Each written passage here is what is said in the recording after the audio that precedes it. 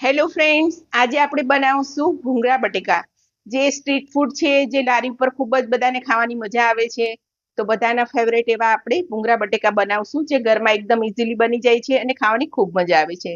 તો ચાલો ઝડપથી રેસીપી જોઈએ. જો ચેનલ પર નવા હોવ તો સબસ્ક્રાઇબ જરૂરથી કરજો.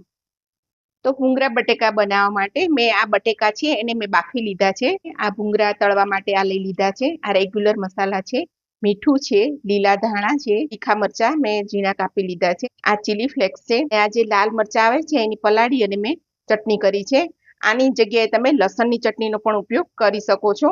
ભૂંગળા બટેકા એકદમ સ્પાઇસી હોય છે અને ચટપટા હોય છે, તો એ સારા લાગે છે. તો આપણે હવે રેસીપી સ્ટાર્ટ કરીશું.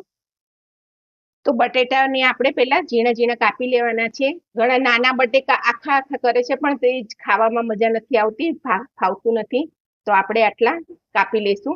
બહુ મોટા નહીં, બહુ નાના નહીં, એવા આપણે શાકમાં બનાવીએ ને કટકા કરીએ એવા કટકા કરી લેવાના છે. તો આપણે પેન મૂકી દીધું છે. એની અંદર આપણે 2 ચમચા તેલ લઈ લેવાના છે. આની અંદર આપણે 1 ચમચી જીરું નાખી દઈશું, થોડીક હિંગ નાખી દઈશું, આ લીલા મરચા, પછી આ ચીલી ફ્લેક્સ લીધા છે આપણે એ નાખી દેવાના છે. મરચાનો ક્રન્ચી ટેસ્ટ આવે એટલે આપણે બહુ નહીં ફ્રાય કરીએ. એની અંદર આપણે મસાલા નાખશું. આ ધાણા જીરું નાખ્યું છે, આ હળદર અડધી ચમચી અને આ 1 ચમચી લાલ મરચું. હવે આપણે બટેકા એડ કરી દઈશું. તો આપણે સારી રીતે બધું હલાવી લેવાનું છે. તે બધું આપણે મિક્સ કરી લેશું. તો આ નાની અડધી ચમચી જેવો લીંબુનો રસ નાખ્યો છે. ખટાશ તમને ભાવે એ પ્રમાણે તમે એડ કરી શકો છો. નાની અડધી ચમચી હું મરી પાવડર નાખું છું. આમાં ભૂંગળા બટેકા 2 જાતના હોય છે. ઘણા ગ્રીન ચટણી વાળા હોય છે અને રેડ ચટણી વાળા પણ હોય છે.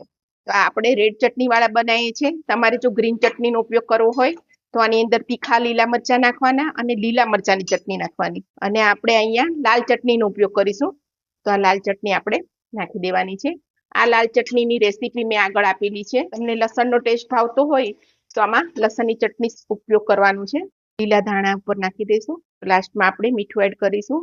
તો ચમચી ભરી અને મીઠું નાખવાનું છે. સ્વાદ પ્રમાણે તમે એડ કરી શકો છો. આપણા બટેકા રેડી થઈ ગયા છે. તો તેલ ગરમ મૂકી દીધું છે અને તેલ એકદમ આવી જાય આપણે પૂરી તળીએ એવું, પછી જ આપણે ભૂંગળા તળવાના છે. તો ફાસ્ટ ગેસ હશે તો ભૂંગળામાં તેલ નહીં રહે, નહીં તો તેલ રહી જશે. તો આ રીતે આપણે તળીને કાઢી લેવાના છે.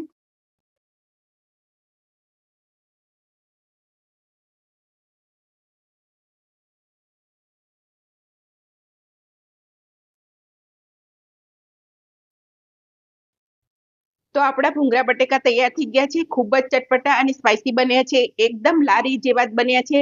તો આ રેસીપી તમે જરૂરથી ટ્રાય કરજો. મારી ચેનલને સબસ્ક્રાઇબ કરજો, લાઈક કરજો અને શેર કરજો.